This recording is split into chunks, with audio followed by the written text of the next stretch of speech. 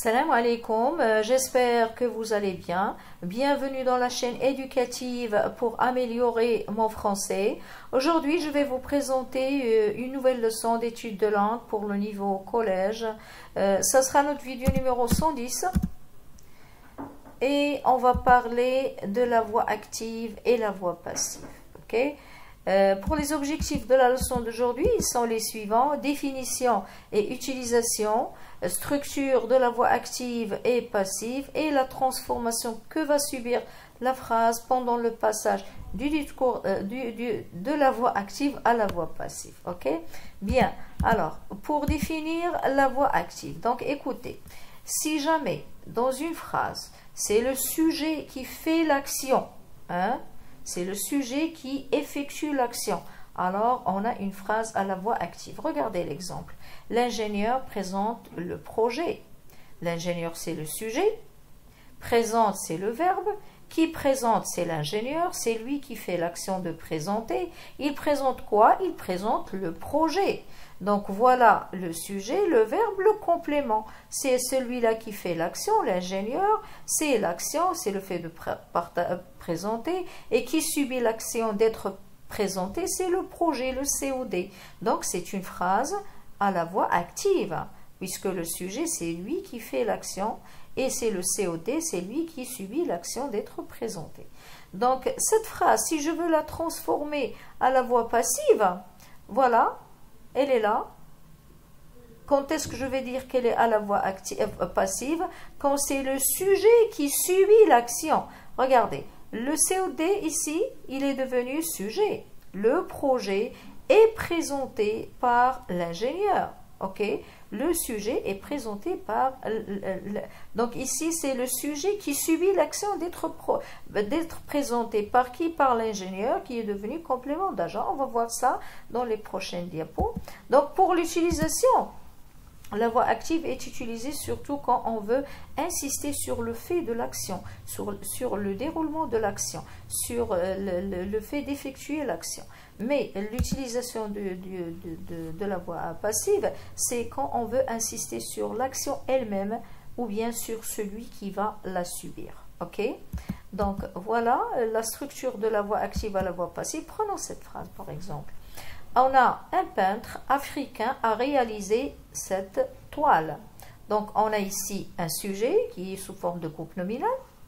On a un verbe composé, il est constitué de l'auxiliaire avoir plus le participe passé.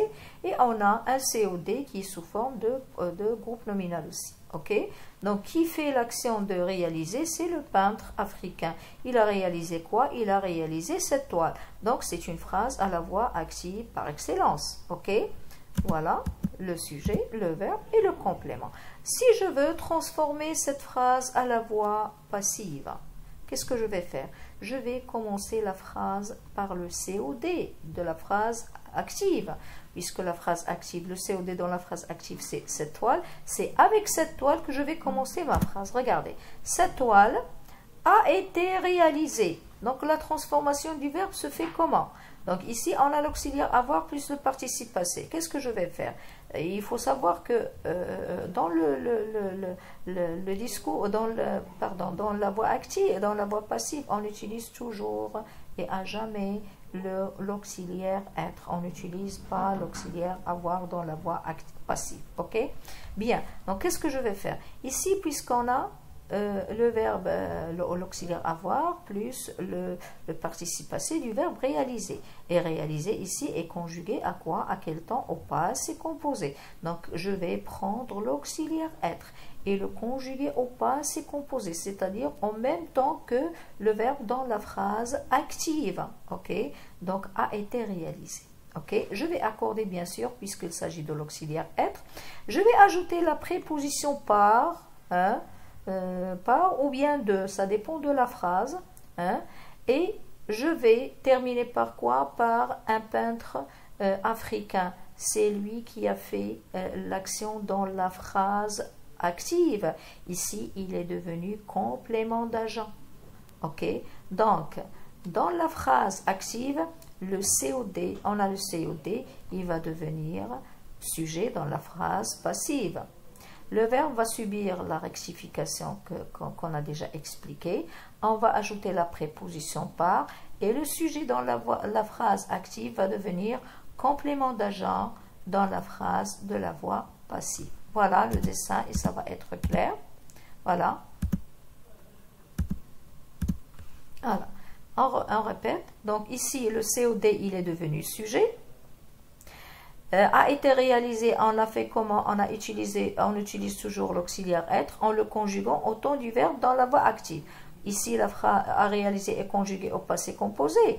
Alors, je vais utiliser l'auxiliaire être conjugué au passé composé et je vais lui ajouter le participe passé de celui-ci. Par, il est toujours introduite, soit par, soit de, c'est la préposition pour introduire le complément d'agent.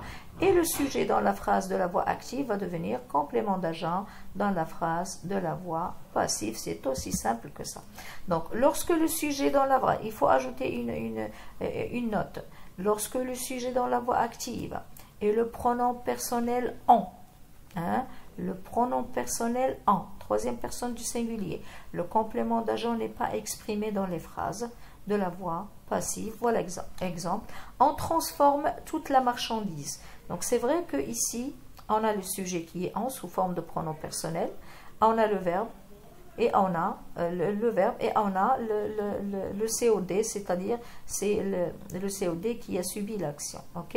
Donc quand je vais transformer cette phrase et elle a le sujet en, donc on a tendance à ne pas exprimer le complément d'agent parce qu'on ne sait pas qui a transporté exactement. Donc voilà, regardez la rectification, comment elle va se dérouler. Toute la marchandise a été transportée et je m'arrête là.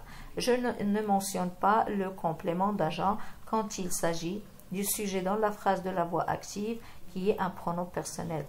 Voilà, c'est aussi simple que ça. J'espère que j'étais claire. J'espère aussi que vous avez bien assimilé la leçon d'aujourd'hui qui est la voix active et la voix passive. Si bien sûr vous avez bénéficié de ma leçon, merci de laisser un commentaire. Je vous laisse. Wa fi amanillah.